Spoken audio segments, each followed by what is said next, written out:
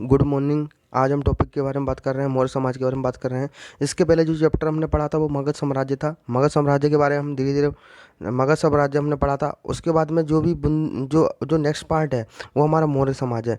मगध साम्राज्य का पतन होने के बाद हमारा मौर्य समाज का नहीं, हमारा जो है मगध साम्राज्य का पतन होने के बाद मौर्य समाज आया। अब मौर्य समाज आया तो मौर्य समाज में कौन कौन सी चीज़ है, कैसे आया, कैसे क्या नहीं आया। तो इसमें सबसे पहले बात करते हैं कि जब जो इसका मगध साम्राज्य का जो लास्ट जो वो था, क्या बोलते हैं इनका शासक, लास्ट जो शासक था वो उसमें क्या हुआ था कि चंद्रगुप्त मौर्य ने क्या करा था कि कौटिल्य नाम चाणक्य थे, चाणक्य की सहायता से उसको जो है राज्यवंश उसका नष्ट कर दिया गया था। इस प्रकार यहाँ पर मौर्य वंश का शासन स्थापित हो गया था। इस प्रकार से मौर्य समाज के बारे में हम बहुत बात करते हैं। नेक्स्ट पार्ट हम देखते हैं क्या है मौर्य समाज। ठीक है, ये देखिए चंद्रगुप्त मौर्य था, चंद्रगुप्त मौर्य था। इसके बाद चंद्रगुप्त मौर्य के बाद हमारा जो आए थे चंद्रगुप्त मौर्य थे हमारे यहाँ पे। ठीक है, चंद्रगुप्त मौर्य के बारे में हम बात करते हैं। नेक्स्ट वाले बिंदुसार आए थे। चंद्रगुप्त मौर्य के बाद कौन आए थे? बिंदुसार आए थे। बिंदुसार के बाद हम बात करते हैं, बिंदुसार के बाद हमारे यहाँ आए थे अशोक आए थे। ठीक है, ये वाला पूरा सीक्वेंस याद रखेंगे कि कौन किसके पिताजी थे, कौन किसकी पुत्र था। सबसे फर्स्ट आप देखो चंद्रगुप्त मौर्य। चंद्रगुप्त मौर्य में आप ध्यान रखोगे यहाँ पे चंद्रगुप्त मौर्य का, ये देखिए चंद्रगुप्त मौर्य के नीचे कौन है, यहाँ पे देखिए बिंदुसार। बिंदुसार का पुत्र था कौन? अशोक। ठीक है जी, बिंदुसार अशोक के पिताजी थे और बिंदुसार के पिताजी चंद्रगुप्त मौर्य थे। ऐसे हमको पूरा सीक्वेंस याद रखना है। आगे हम पढ़ने जा रहे हैं। ठीक है, आगे देखिए हमारा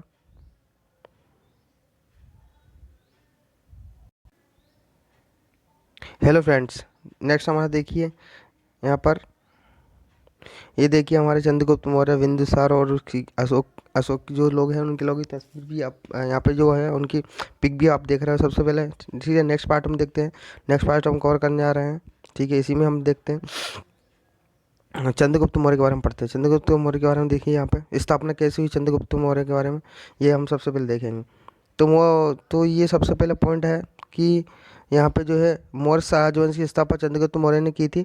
ठीक है, चंद्रगुप्त ने कौटिल्य नाम से विदित जो चाणक्य जी थे, चाणक्य की सहायता से नंद राजवंश को नष्ट कर दिया गया था। ठीक है, तो यहाँ पे क्या मौर्य वंश का शासन स्थापित किया था। अब ये है कि इनका जो है चंद्रगुप्त मौर्य थे, तो मौर्य समाज कैसा पड़ा। तो यहाँ पे सबसे पहले था चंद्रगुप्त की माता जी शुद्ध जाति की जो तो मूरा नाम की स्त्री थी, तो नंदों के वनवास में रहती थी, तो उनके कारण यहाँ पे जो है हमारा जो है नाम पड़ गया था। ठीक है, ये चीज़ याद रखेंगे। लास्ट वाला पॉइंट देखिए, शुद्ध जाति की मूरा नामक स्थिति यहाँ पे जो है ये चीज़ याद रखें। मौर्य राजवंश की स्थापना इनने की थी। ठीक है, ये आगे रखते हैं। ठीक है, नेक्स्ट पॉइंट देखते हैं हम यहाँ पे। पहली बात ये है कि इसमें क्या हुआ था कि बौद्ध परंपरा से ज्ञात होता है कि नेपाल की तराई में लगे गोरखपुर में मौर्य नामक क्षत्रिय कुल के लोग रहते थे और यहाँ पे चंद्रगुप्त इसी वंश का था। ये वाली चीज़ पॉइंट है हमारा। नेक्स्ट पॉइंट देखिए हमारा, ये देखिए नेक्स्ट पॉइंट की हम बात करते हैं। नेक्स्ट कंप्यूटर,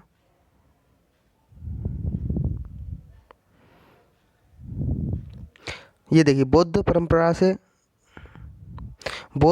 से ज्ञात होता है कि नेपाल की तराई में लगे गोरखपुर में मौर्य नामक क्षत्रिय कुल के लोग रहते थे। संभव है कि चंद्रगुप्त इसी वंश का था। ठीक है, उन्होंने ये नेपाल की तराई में गोरखपुर में मौर्य नामक क्षत्रिय लोग रहते थे, इसी प्रकार चंद्रगुप्त इसी वंश का था। और सर्वप्रथम सर विलियम्स जोन्स ने सेंट्रो कोटस की पहचान चंद्रगुप्त मौर्य से की थी। कौन से थे? सर विलियम्स थे। कौन से थे? सर विलियम्स थे। सर विलियम्स जोन्स ने क्या करा? सेंट्रो कोटस की पहचान चंद्रगुप्त मौर्य से की थी। ठीक है, सेंट्रो कोटस जो है हमारे जो है उससे उन्होंने किससे पहचान की थी?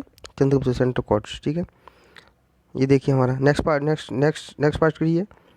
सब प्रथम विलियम से सेंट वार्स की पहचान चंद्रगुप्त मौर्य की थी। ये वाला हमारा पॉइंट क्लियर हो गया। ठीक है, जस्टिन नामक यूनानी लेखक के अनुसार चंद्रगुप्त ने अपनी 6 लाख फौज में से लगभग संपूर्ण भारत को विजय किया था।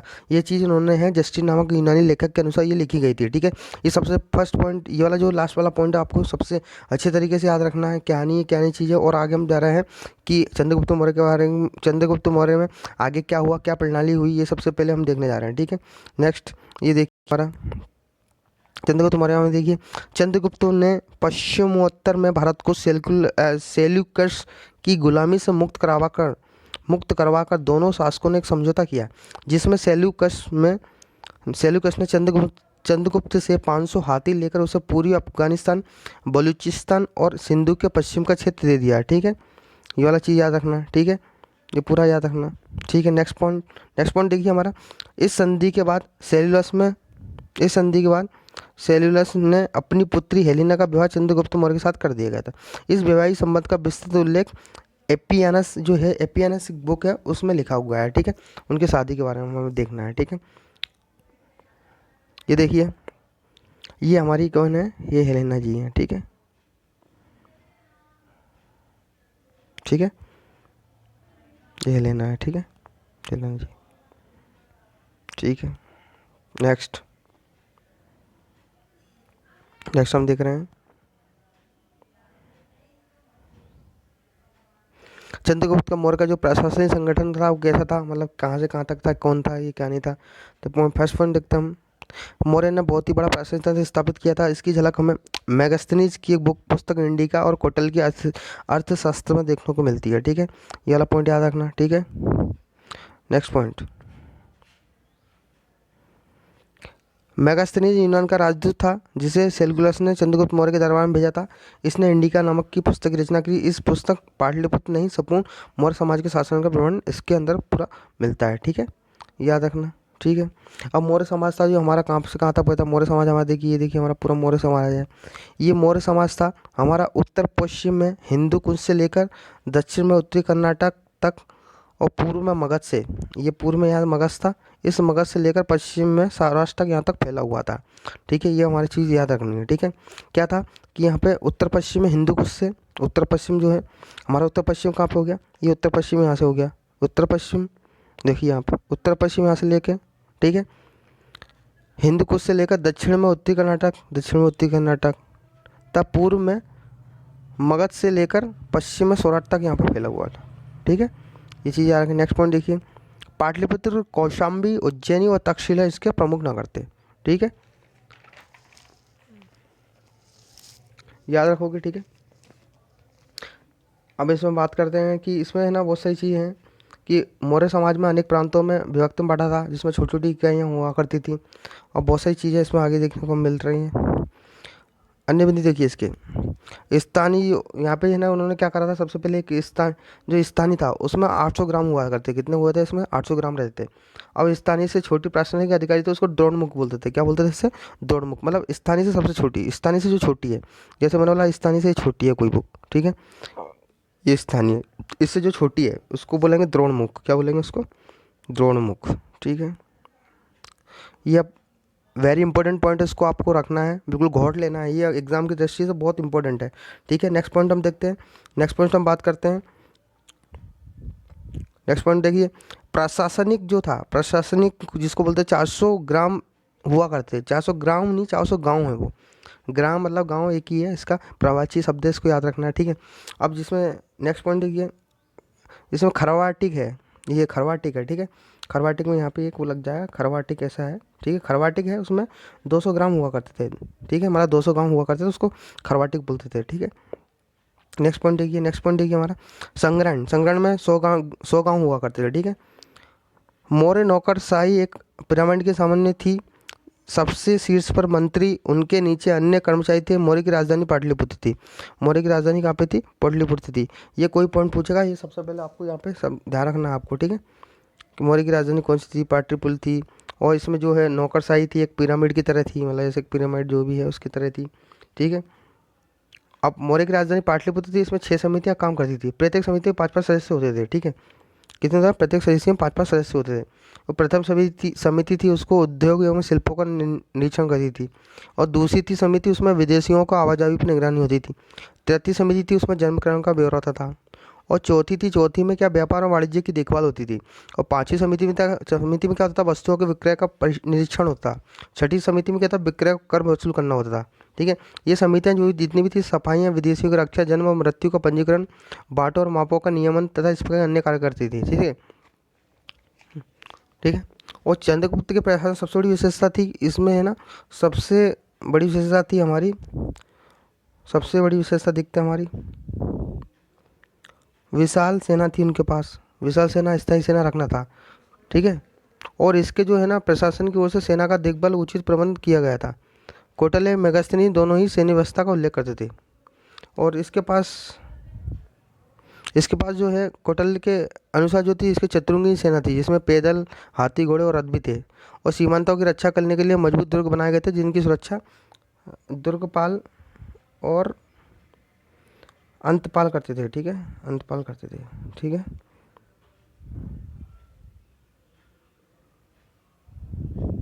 ठीक है, ये देखो, प्लिनी नामक यूनानी लेखक के अनुसार चंद्रगुप्त की सेना में ये 6 लाख पैदल सिपाही और 30,000 घुड़सवार और 9,000 हाथी थे, ठीक है, ये याद रखना। नेक्स्ट पॉइंट यार, गुप्तचर विभाग। गुप्तचर विभाग में देखिए, मौर्य समाज के अंतर्गत गुप्तचर विभाग से सुसंगठित था।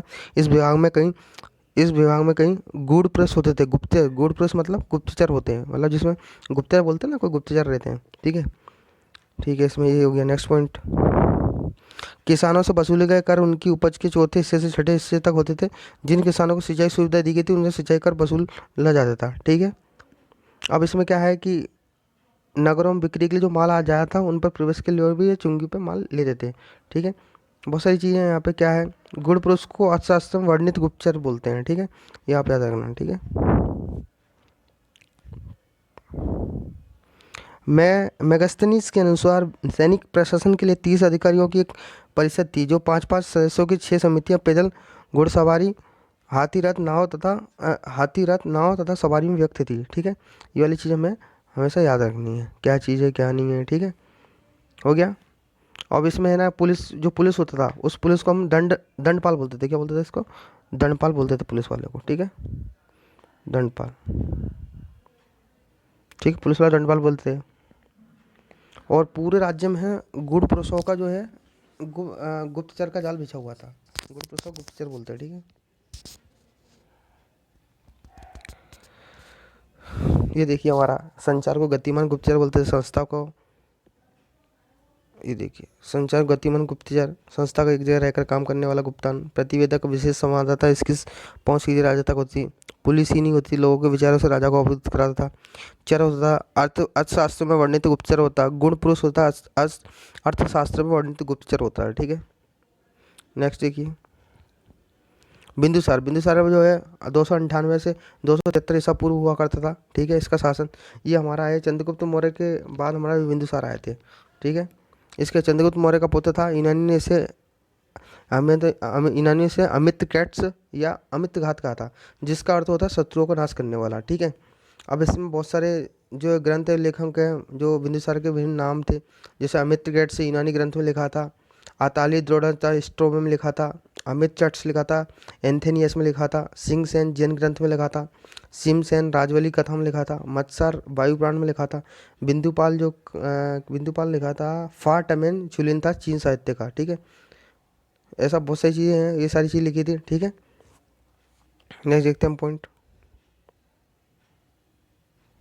बिंदुसारी सभा में 500 सदस्य वाली एक मंत्री परिषद होती है, जिसका प्रधान खल नाटक था, ठीक है। इसका प्रधान कौन सा था? हमारा है खल नाटक था, ठीक है, ये रखना, ठीक है।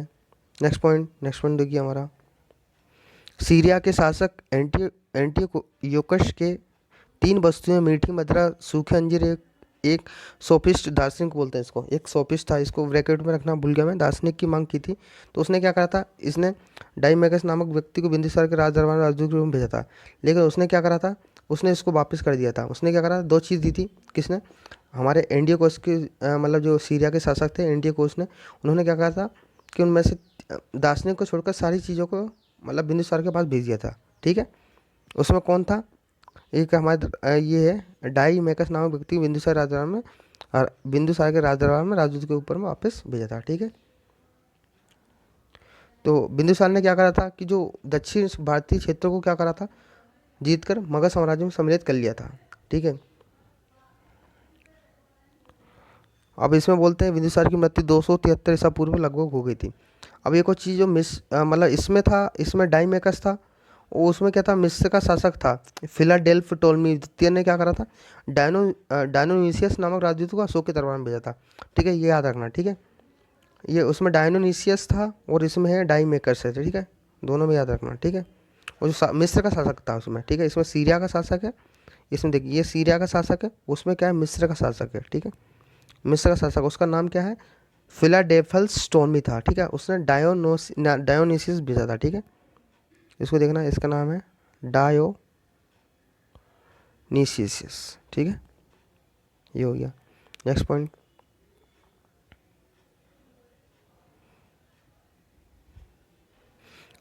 अशोक। अशोक था 273 ईस्वी से 232 ईसा पूर्व की पूर्व राज्य किया था इसने। अशोक मौर्य शासकों का सबसे महान शासक हुआ करता था। ठीक है, सबसे पहले अशोक के बारे में बोलते हैं। अशेष अशोक है ना बहुत बहुत क्रूरता वाला था। ठीक है, अशोक बौद्ध परंपरा के अनुसार वह अपने आरंभिक जीवन में अत्यंत क्रूर था। ठीक है, तथा अपने 99 भाइयों की हत्या कर राजगद्दी बैठ गया था, परंतु कुछ इतिहासकारों ने इसके इतिहासकारों ने किंवदंती माना था। मतलब इसने क्या करा था अपने सॉरी, इसने क्या कहा था, अपने जो 99 भाई थे उनकी उन्होंने हत्या करी थी। इसका एक भाई बच गया था जिसने उसने मारने में इसकी हेल्प की थी, उसको उसने क्या करा था, उसने इसको नहीं मारा, और ये है ना सब ये है ना गद्दी पर फिर बैठ गया था। ठीक है, अब इसने क्या करा था आगे देखिए हमारा, इसकी इनकी शादी पत्नी देवी जो कि विदिशा की श्रेष्ठी की पुत्री थी और अशोक की प्रथम पत्नी थी, और इसी से क्या हुआ था, इसी से इसके दो बच्चे हुए थे, महेंद्र एवं संघमित्रा का जन्म हुआ था। ठीक है, ठीक है, नेक्स्ट पॉइंट देखिए हमारा,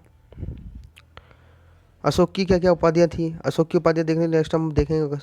तो इसमें क्या बहुत सारी चीज़ लिखी हुई हैं। अब इसने कहा राज्य अभिषेक के रूप में अशोक उज्जैन अवंती और तक्षशिला का प्रांतीय शासक था इसमें। ठीक है, एक बौद्ध ग्रंथ दिव्यवादन में अशोक की एक अन्य पत्नी तीक्ष्णशिला लिखी गई है। एक पत्नी तो ये है, एक पत्नी हमारी जो है देवी है। ठीक है, ये वाली पत्नी, ठीक है, जो जो श्रेष्ठी की पुत्री थी। ठीक है, अब इसके बाद में एक पत्नी थी हमारी, वो है तीक्ष्णरक्षिता है। ठीक है, क्या नाम है उसका, तीक्ष्णरक्षिता। ठीक है, अब ये जो है ये हमारे बौद्ध धर्म का एक दिव्य अवदान है, उसमें लिखा हुआ है। ठीक है, ये वाले याद रखना है। ठीक है, और अशोक शासक है ना शासित प्रदेशों शिलाओं पर संदेश खुलवाने वाला प्रथम भारतीय शासक था। ठीक है, नेक्स्ट पॉइंट देखिए अपना computer, next point please. Ashok की उपाधियाँ, अशोक की उपाधियाँ देखिए, अशोक की उपाधि हमारी ये देखो लिखी हुई है। अशोक की मास्की लघु शिलालेख, दीवा प्राचीन अशोक राजा, गुजरा लघु शिलालेख, अशोक मौर्य रुद्रमन का जूनागढ़ अभिलेख, प्रियदशमी राजा बराबरा गुहा लेख, प्रियदशमी राजा मगध भाबरू बैराट लघु शिलालेख, प्रियदशमी राजा कंधार बृहत शिलालेख, दीपवंश एवं महावंश, अशोक वर्धन पुराण, राजा अशोक नेटर लघु शिलालेख, राजा अशोक दीवानी प्रिय, ये वाला देख लिया। ठीक है, खत्म। नेक्स्ट पॉइंट देखिए हम कलिंग युद्ध। इसके बाद कलिंग युद्ध कैसे क्या हुआ ये हमारे देश, तो इसमें सबसे पहले क्या हुआ, कलिंग युद्ध जो हुआ था इससे क्या हुआ था, अशोक ने युद्ध किया था। अशोक ने युद्ध करने के बाद क्या हुआ, इससे उसका हृदय परिवर्तन हो गया था। हृदय परिवर्तन हो गया था, इसने बहुत ज़्यादा मतलब कहने के अनुसार 1000 सैनिक मार गए थे और 15 या 1.5 लाख जो बंदी बना लिए थे। इसमें बहुत नरसंहार हुआ था। ठीक है, कलिंग युद्ध के देखिए क्या लिखा, गद्दी पर बैठने के बाद एक युद्ध हुआ जिसे कलिंग युद्ध के नाम से प्रसिद्ध है। अपने राज्य अभिषेक के 8 वर्ष 261 ईसा पूर्व में अशोक ने कलिंग पर आक्रमण किया और जीत लिया। ठीक है, नेक्स्ट पॉइंट, इस युद्ध की इस युद्ध में 1 लाख लोग मारे गए और 1.5 लाख लोग बंदी बनाए गए। इस अधिक संख्या में हुए नरसंहार में अशोक का हृदय परिवर्तन उसका हो गया। मतलब उसको लगा कि यार कितना गंदा काम किया मैंने, कुछ ना घूमता वाला काम किया है, मुझे इस काम से थोड़ा उस काम से उसने क्या करा, छुटकारा लेने के लिए उसने क्या करा, बौद्ध धर्म को अपना लिया। ठीक है,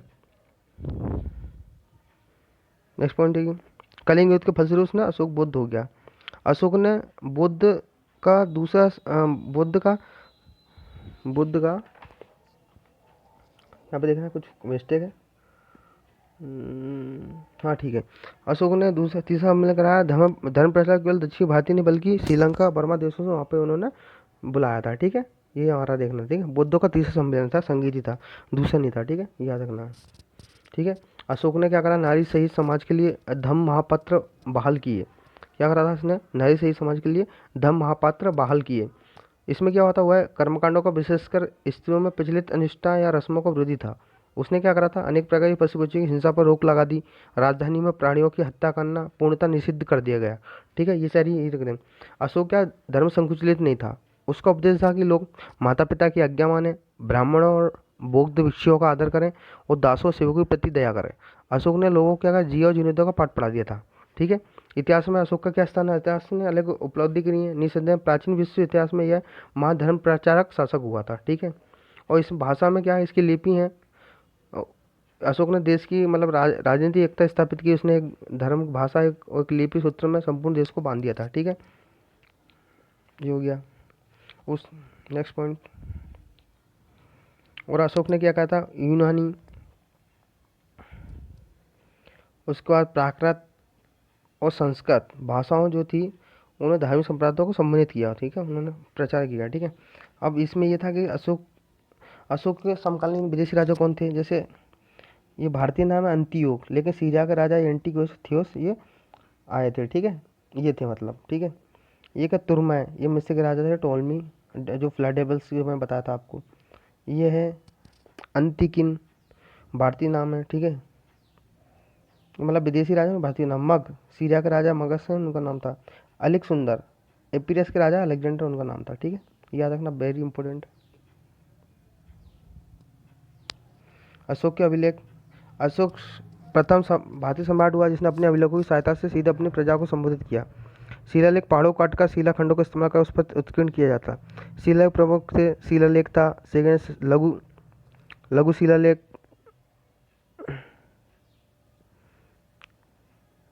लघु शिलालेख के बाद स्तंभ शिलालेख, लघु स्थललेख, ठीक, गोलेख। इनके बारे में शिलालेख के बारे में हम पढ़ने आ रहे हैं, ठीक है, आगे जाके, ठीक है, क्या चीज़ है क्या नहीं है, ठीक है।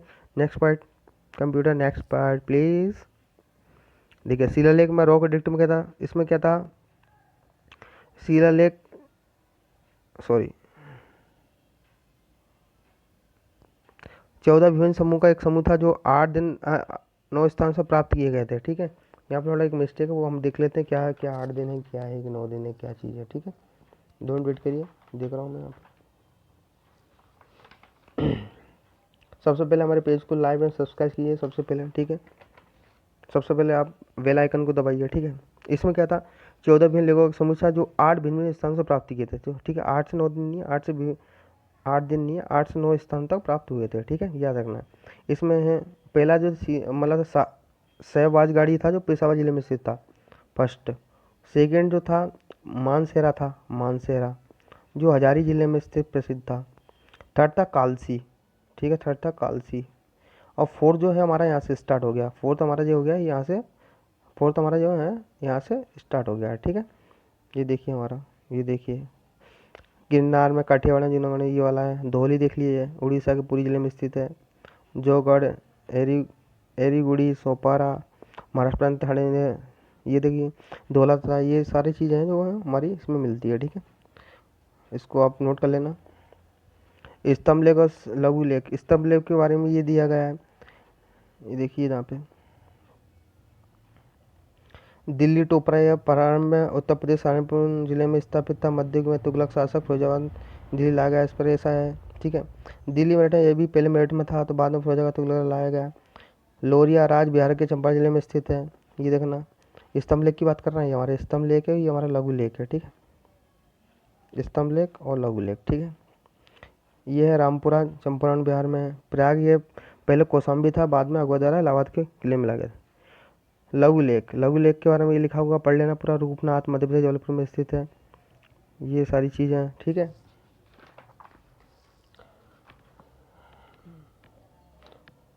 रूपनाथ गुजरा, सासाराम, बाबू मास्की, ब्रह्मगिरी, सिद्धपुर, ये सारी चीज़ें जो है हमारी, ये पढ़ लेना आप, ठीक है, कहाँ कहाँ पर कोई चीज़ कहाँ पर स्थित है, ठीक है। लघु स्तंभ लेख और गुहा लेख, इन दोनों के बारे में देखिए आप, ये लघु स्तंभ लेख है और गुहा लेख ये है जो है, ठीक है। लघु स्तंभ लेख में जो है हमारा सबसे पहले क्या है, इसमें अशोक की राज्य की घोषणा जिन स्तंभों को उत्कीर्ण थी उन्हें सादा तौर से लघु स्तंभ लेख कहा गया है, ठीक है। ये निम्नलिखित स्थानों में मिलते हैं, सांची रायसेन जिला, ठीक है, सारनाथ वाराणसी उत्तर प्रदेश, कौशाम्बी ये है, रुम्मी नदेवी नेपाल के तराई में, निगलबा, ये चीज़ है, सांची सारनाथ कौशाम्बी था। ये लघु स्तंभ जो है सांची सारनाथ कौशाम्बी जो लघु स्तंभ है, लेख में अशोक अपने महापात्रों को संग भेजने रोकने का आदेश देता है, ठीक है, ये हो गया। ये गुहा लेख में पढ़ लेना आप। दक्षिण भाग गया जिले में बराबरी नाग पहाड़ी की 3 गुफाओं की दीवार पर लेख उत्कीर्ण मिले, इसमें अशोक द्वारा आजीवक संप्रदाय के साधुओं के निवास हैं जिन्हें गृहदान में दिए जाने के वर्णन में सुरक्षित है। ये सभी अभिलेख प्राकृतिक भाषा और ब्राह्म लिपि में लिखे गए हैं। केवल 2 अभिलेख सहवाज गढ़ी तथा मानसेरा की लिपि ब्राह्मी न होकर खारोष्ठी है, ठीक है। नेक्स्ट पॉइंट देखिए,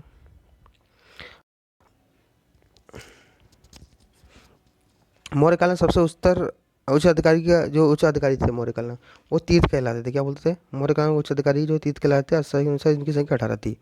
18 संख्या थी। अब इसमें 18 संख्या हम देखते हैं कौन कौन सी थी। ये देखिए हमारी 18 संख्या कौन सी थी इसमें।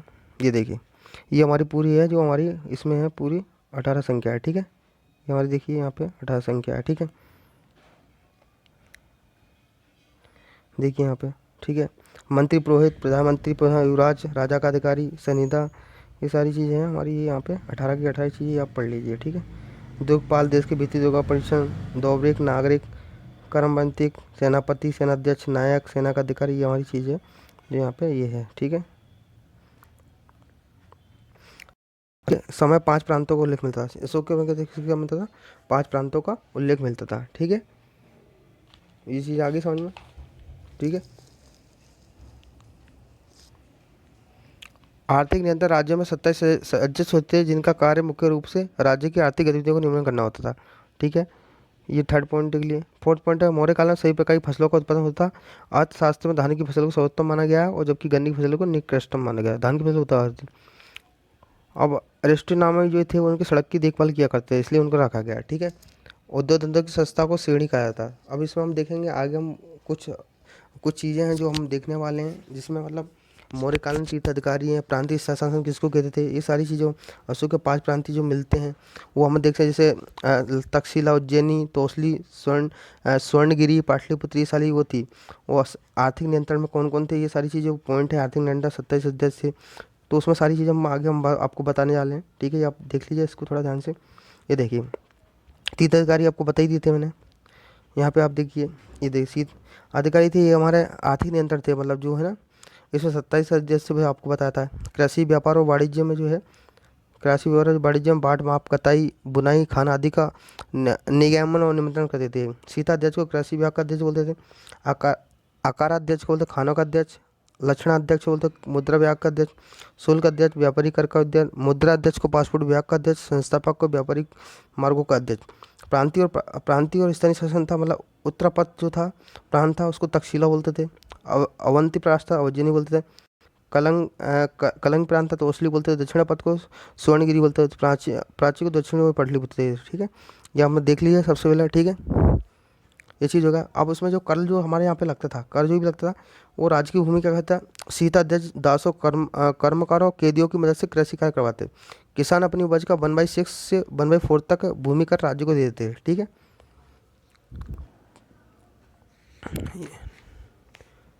ये हमारे देख लिया। ठीक है, नेक्स्ट पॉइंट देखते हैं। ठीक है, नेक्स्ट पॉइंट। ठीक है, प्लीज नेक्स्ट पॉइंट। उद्योग देखिए, उद्योग हमारा जो है यहाँ पे देखिए, उद्योग क्या था। उद्योग धंधों की संस्था थी, उसको श्रेणी कहते थे। क्या बोलते थे उसको? उसको क्या बोलते थे? श्रेणी बोलते थे। ठीक है,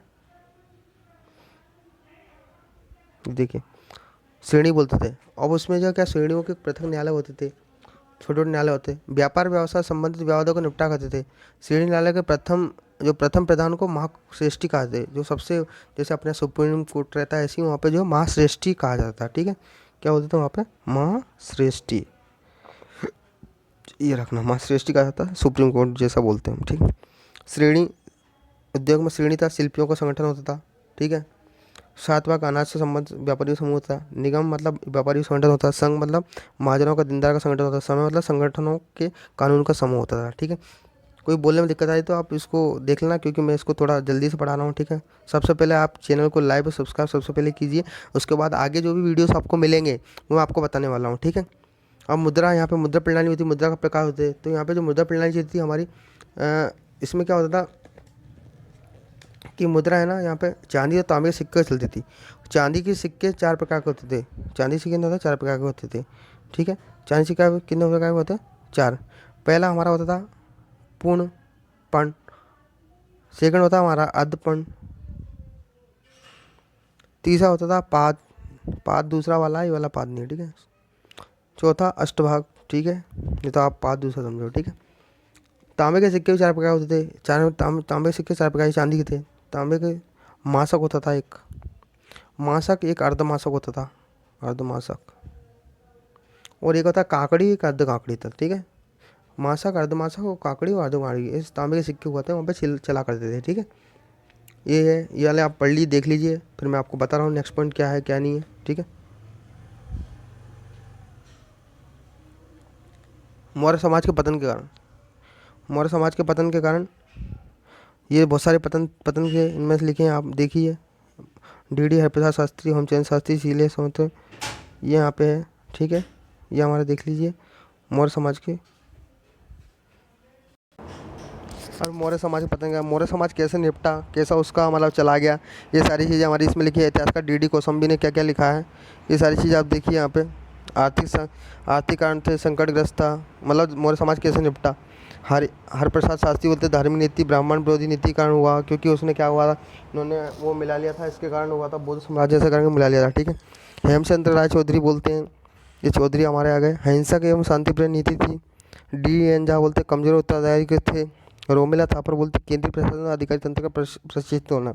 ये सारे चीज़ें हमारा ये चैनल ये हमारा हो गया है। इसके बाद आप चैनल को लाइक करना, सबसे फिर सेकंड सब्सक्राइब करना। आपके इसके लिए हम जो है नेक्स्ट पार्ट जो है हमारा गुप्त काल